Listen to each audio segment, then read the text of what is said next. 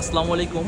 আমি এখন বর্তমানে দাঁড়ায় আছি আপনার প্যারিসের অন্যতম ব্যস্ত একটি ট্রেন স্টেশন, যেটাকে হয়তো বা যারা ইউরোপে আছেন অনেকেই চিনেন, গার দো নোর্ড। তো এই স্টেশনটা আসলে অনেক ব্যস্ত। তো এই স্টেশনে প্রতিদিন প্রায় 7 লাখের বেশি মানুষ যাতায়াত করে, যেটা আসলে অনেকের পক্ষে বিশ্বাস করা সম্ভব না। যদি আপনি কখনো প্যারিস ভ্রমণ করেন সেক্ষেত্রে হয়তো বা আপনার এই অভিজ্ঞতাটা হবে। তো আরেকটা বিষয় হচ্ছে, এই যে গার দো নোর্ড স্টেশন থেকে কিন্তু ইন্টারন্যাশনালি ট্রেন যাতায়াতের ব্যবস্থা আছে। আপনি চাইলে Netherland, London, Belgium, Austria, Switzerland এইসব দেশে আপনি এখান থেকে কিন্তু ট্রেনের টিকিট কাটতে পারবেন, অনলাইনে হোক সরাসরি হোক। তারপরে কিন্তু এখান থেকে আপনি ভ্রমণ করতে পারবেন। আপনি যদি আশেপাশে দেখেন কি পরিমাণ মানুষের ভিড়, সেটা আপনি দেখতে পারেন যে আসলে এই স্টেশনটা খুবই ব্যস্ত।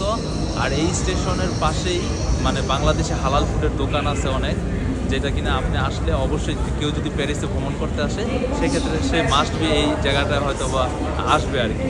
তো যাই হোক, সামনের দিকে যাই, তাহলে হয়তো আপনারা আর ভালো দেখতে পারবেন যে মানুষের কী পরিমাণ ভিড়। জানি না আমার কথা স্পষ্ট বোঝা যাইতেছে কিনা।